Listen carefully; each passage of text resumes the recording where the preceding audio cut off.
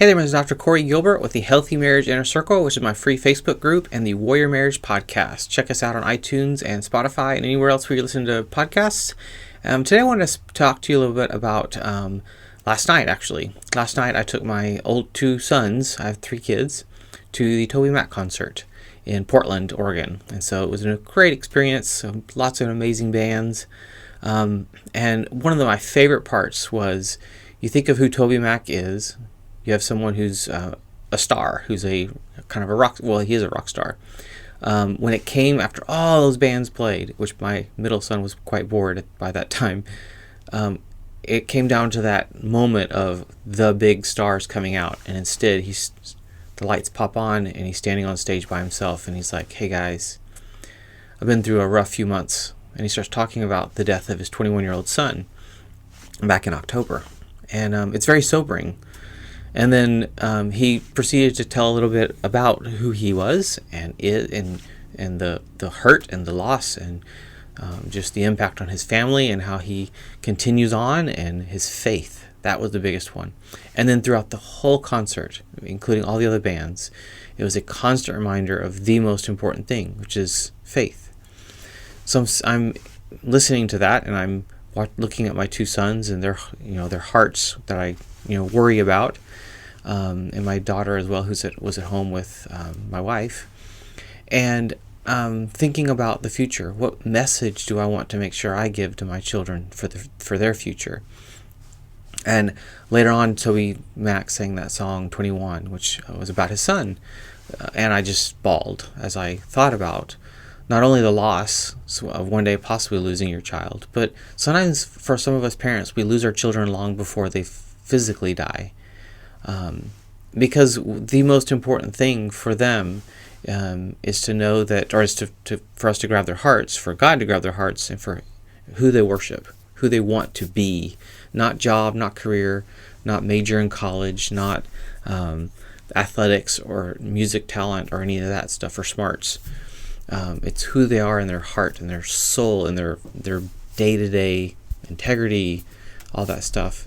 And so when I think about that, I think about how my kids watch my wife and I every single day, and they learn from us every single day, and they're absorbing a lot of that, but not catching all of it. How intentional are you at saying I love you, at reminding them how thankful you are that they're in your life? Sometimes my kids see, actually a lot of times our kids see the negative side. My kids see my either being a little too upset about something, or missing something completely and not understanding a need that they had. They see how we react to others around us and the needs that they have. They watch how we tithe or not. They watch how we serve others and put others first. What do I want my kids to remember and to know from their dad, me? And it comes down to, I want them to, my son's waking up. Let's hear the door. I want them to know that we love them with every fiber of our being. I was thinking last night how buying tickets to the concert, and then food, and then a T-shirt, which is not cheap, how much that cost, and how nothing we can do money-wise can tell them I love you.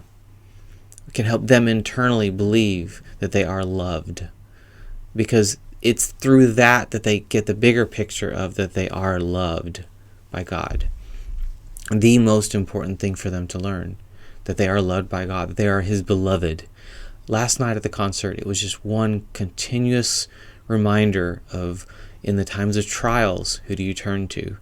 In the times of stress and anxiety and where I'm at my wit's end, where do you turn to? How can I make sure my kids turn to God, turn to even God's people, so the body of Christ, and have grace for those that fail them, because no Christian is perfect, including mom and dad, parents. I want my children, my oldest is 14, Alex, Blaze, who's almost 12, and Miley, who's 9, to know that they are beloved, that they are loved. And I hope this resonates with you.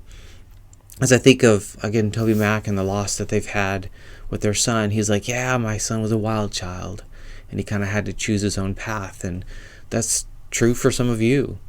And I fear that for my own kids, that will they have to choose for themselves, experience everything for themselves, to then decide whether it's good or bad, healthy or unhealthy. And for Toby Mac's son, it led to that one day that it tipped over too far. For some of us, our kids are going to experience things like cutting, abuse, pornography, other kinds of stuff that actually has severe impact on who they are and their future. Some maybe just a little bit or under the radar, but for others drastically change their personality. How can we show them, how can I remind my kids that I love you and I'm so thankful that you're ours? And that's a burden of mine. All that I do and all that I teach and all that I talk about and everything that I am is nothing if it means that they'd miss that message, that my own children miss the message that I love them, that I'm proud of them, and that even when they make mistakes, that they're beloved, that they are loved by their mom and I. That is so, so important. And I hope this message kind of hits home for you. How can you make sure that they know that? It's a continual, forever planting those seeds over and over and over. It isn't the whole, I told you I love you at the wedding, so I'll tell you when that changes, as some people have said. We need to be reminded of that all the time. Are your children under stress? Absolutely. Are they facing temptation? Absolutely. And how are you teaching them to model, to handle that? And how are you modeling? Are you on your phone too much? I am sometimes. Are you checked out or too busy? Yes. How can we, through those times even, remind them? We went to the Toby Mac concert. We've gone to lots of other things. We have tickets to go skiing a couple more times this season. And you think of all these things. What was really interesting was my middle son, during the time that they're talking about sponsoring a child, he's like stuck on, I feel guilty. And I was like, no, Blaze, it's not about feeling guilty. It's about doing something. It's about being intentional at how are you going to bless other people with the blessings that we have. And so helping him think through that. Because over Christmas, we sponsored a child as well at a Stephen Curtis Chapman concert, and made that a big deal because that was something that Miley really wanted to do. And it's neat to see Blaze kind of grabbing onto that as well. And so again, how you and I remind our children that they're loved, that they're beloved by us, even when we're disciplining them, and they are beloved by God.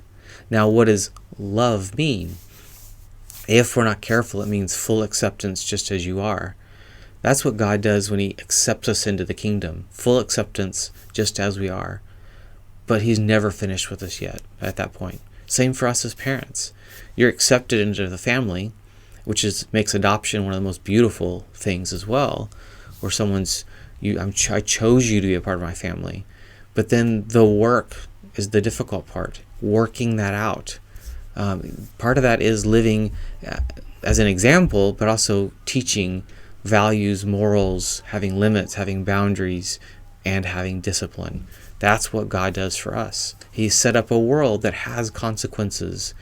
And we live in a fallen world that has all these things that are twisted, where the person that shouldn't have won, where the person that was cheating, was blessed, and the person that was sneaky, got the reward. Things aren't fair. Some of us have faced severe trials that are not fair, and we need to be careful about fairness. We need to be careful about blame, and we need to be able to surrender. Just like if you think again at where Toby Mac's family's at right now, they're in an utter time of surrender. Of now I live out what I've been speaking on stage about all my life for Toby Mac. Do I believe what I've said on those stages is true? That, Lord, you are faithful. And am I going to be an example to others? Or are we going to be like some of these other very well-known names that have walked away from their faith, walked away from their spouses, their families, in the pursuit of something, and they will never find it, ever find it? These are the things we want to instill in our children. Yes, I speak about sexuality and gender and mental health all the time. Those are important. But the most important thing is your children's heart, their faith, their knowing that you're you feel like they are your beloved.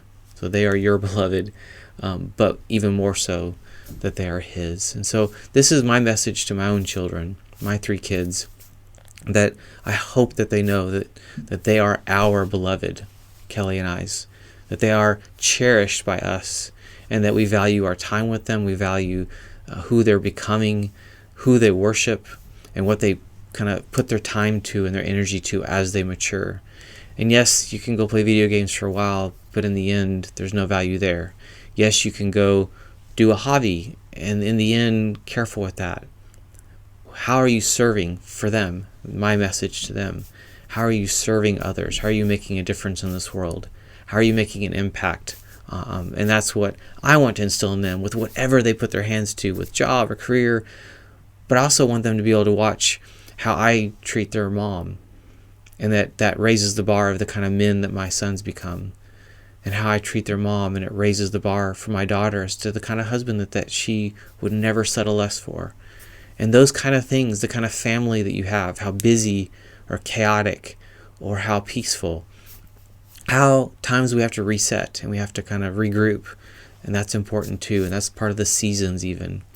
And so I hope, again, for you, this is a message that reminds you that you're his beloved, and that God loves you in a way that none of us can comprehend. And we're going to spend our life working that out, and that you are created with a purpose. You're created male or female, your gender, for a purpose. And may you own that, and may you live it out, even if it's difficult. With all of your idiosyncrasies and struggles and internal battles, God's working that out. Can you trust him and band together with people that actually love you and have your back? Because not all of us have families like I'm describing with mine. And I hope this, again, encourages you to find that community of people, and that you'll actually be men and women that love and serve and honor God in the way that you live.